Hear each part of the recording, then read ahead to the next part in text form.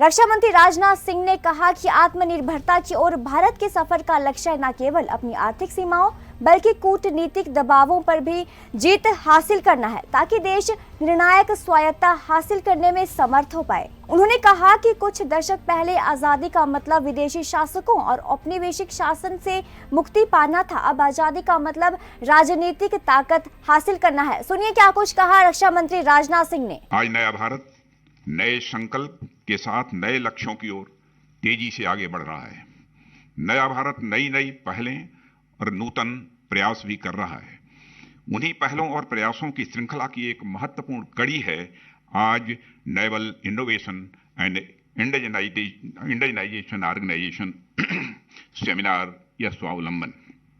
अपनी तमाम व्यस्तताओं के बीच भी आप अपना मार्गदर्शन देने के लिए यहां हम सबके बीच उपस्थित हैं। मैं पुनः एक बार अपनी तरफ से और यहां उपस्थित सभी की तरफ से हार्दिक अभिनंदन करता हूं।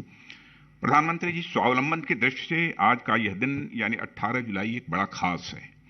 1980 में आज ही के दिन हमारे देश ने स्पेस टेक्नोलॉजी के क्षेत्र में आत्मनिर्भरता की ओर अपना पहला कदम बढ़ाया था और आज के ही दिन हमारे देश ने इंडिजिनस लॉन्च व्हीकल से इंडिजिनस सैटेलाइट रोहिणी को सफलतापूर्वक लॉन्च भी किया था।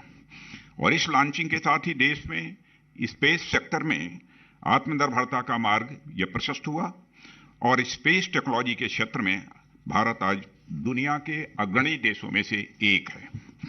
माननीय प्रधानमंत्री जी, मैं आपको अवगत कराना चाहूंगा कि हमारा रक्षा क्षेत्र आज बड़ी तेजी से आत्मनिर्भरता की ओर आगे बढ़ रहा है।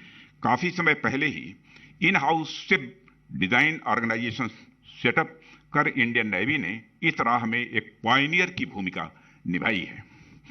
आपने विभिन्न प्रोजेक्ट्स के माध्यम से इंडियन नेवी ने बायर्स नेवी से बिल्डर्स नेवी बनने की दिशा में एक महत्वपूर्ण यात्रा भी तय की है।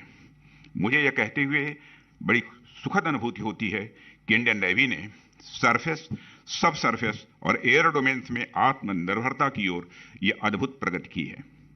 हमारी वारशिप में लगातार बढ़ता इंडिजिनस कंटेंट इस बात का एक बहुत बड़ा प्रमाण है। जल्द ही कमीशन होने वाले एयरक्राफ्ट कैरियर जिसमें 76% और state of the art Visakhapatnam class stealth destroyers में इंडिजिनस कंटेंट 90% तक पहुंच गया है।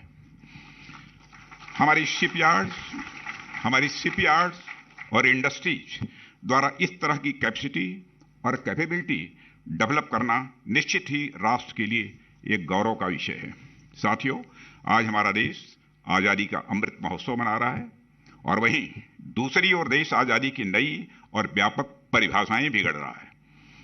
कुछ दशकों पहले आजादी का अर्थ होता था विदेशी शासकों और कॉलोनियल रूल से मुक्ति। आजादी का अर्थ होता था राजनीतिक सत्ता की प्राप्ति।